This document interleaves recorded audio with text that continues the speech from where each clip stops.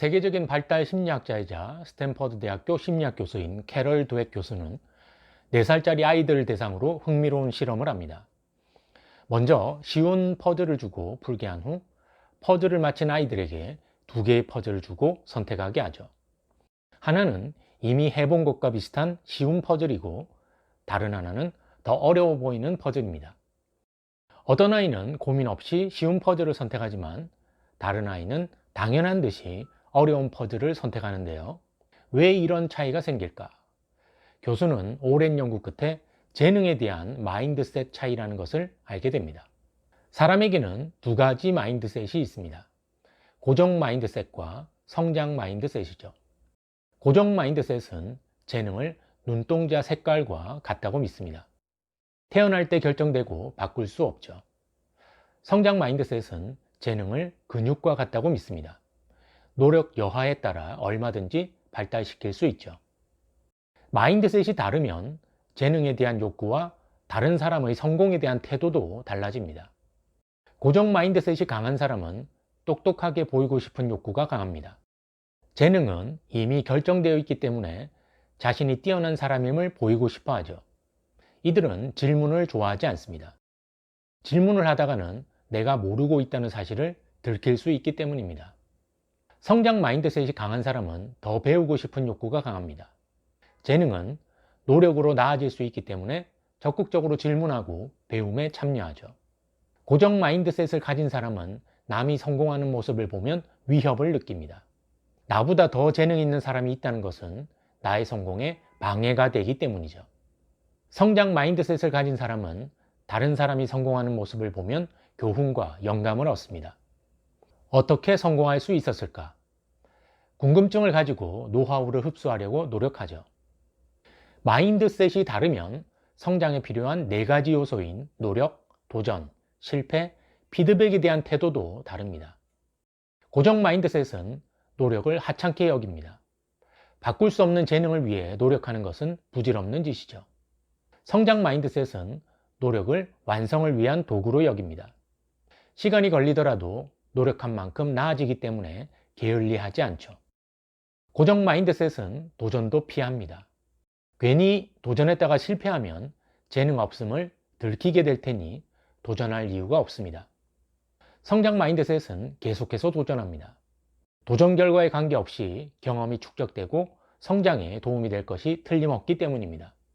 고정 마인드셋은 한번 실패하면 더 이상 도전하지 않고 포기합니다. 상처만 남게 될 실패를 또 경험할 이유가 없죠. 성장 마인드셋은 실패하더라도 맞서 싸우고 또 도전합니다. 실패는 과거일 뿐 포기하지 않으면 성공이 다가올 것임을 믿습니다. 타인의 피드백에 대한 태도도 완전히 다릅니다. 고정 마인드셋은 피드백이 옳더라도 무시합니다. 피드백을 받아들인다는 것은 내가 부족하다는 점을 인정하는 것이고 재능이 없음을 드러내는 것이기 때문입니다. 반면 성장 마인드셋은 타인의 비판을 겸허히 받아들이고 비판에서 배우려고 합니다. 성장 마인드셋이 강한 사람은 긍정적이고 활기가 넘칩니다. 하지만 고정 마인드셋이 강한 사람은 매사에 부정적이고 불만이 많죠. 여러분은 어떤 마인드셋을 가지길 원하십니까? 당연히 성장 마인드셋이겠죠. 자, 그렇다면 고정 마인드셋을 성장 마인드셋으로 바꾸는 방법을 알아보겠습니다. 과정은 간단합니다. 2단계만 실천하면 됩니다.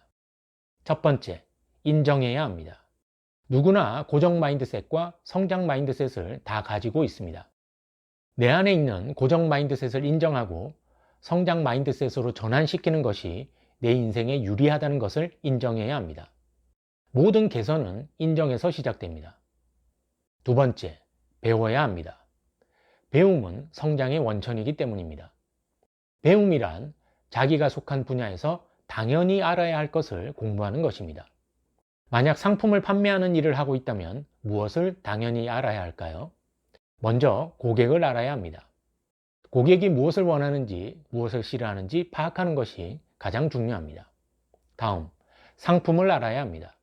자신이 파는 상품은 세상 누구보다 잘 알고 있어야 합니다. 또한 이야기하는 방법을 알아야 합니다. 판매하는 상품이 무엇인지, 왜 필요한지, 경쟁 상품보다 무엇이 좋은지를 잘 전달하려면 이야기하는 방법을 배워야 하죠. 어떤 이야기를 어떻게 하느냐에 따라 결과가 달라지기 때문입니다. 미국 대학농구를 평정한 선수가 있었습니다. 218cm라는 압도적인 신장과 긴 팔을 앞세워 주로 덩크슛으로 공격을 했는데 다른 팀 선수들은 도저히 막을 방법이 없었죠. 결국 시즌이 끝나고 다른 대학들의 항의가 빗발치고 팬들도 등을 돌리자 미국 대학체육협회에서 결단을 내렸습니다. 다음 시즌부터 덩크슛을 금지시켜버린 것이죠. 다른 선수 같았으면 농구를 그만두거나 다른 종목으로 전향을 고민했을 겁니다. 하지만 이 선수는 낙담하지 않았습니다. 금지된 덩크슛 대신에 스카이 훅슛, 뱅크슛, 턴어라운드 슛 등 다양한 공격 기술을 연마했습니다.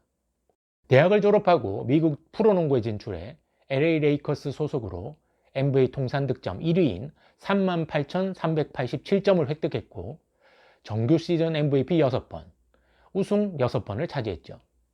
그의 이름은 압둘 자바입니다. 세상은 승자와 패자로 구분되지 않는다. 다만 배우려는 자와 배우지 않으려는 자로 나뉠 뿐이다. 세계적인 정치학자 벤저민 바브가 한 말입니다. 배우면 성장할 수 있고 어제보다 더 성장하면 원하는 것을 얻을 수 있습니다. 아직 성장할 수 있다는 믿음, 성장 마인드셋은 우리의 인생을 바꿉니다.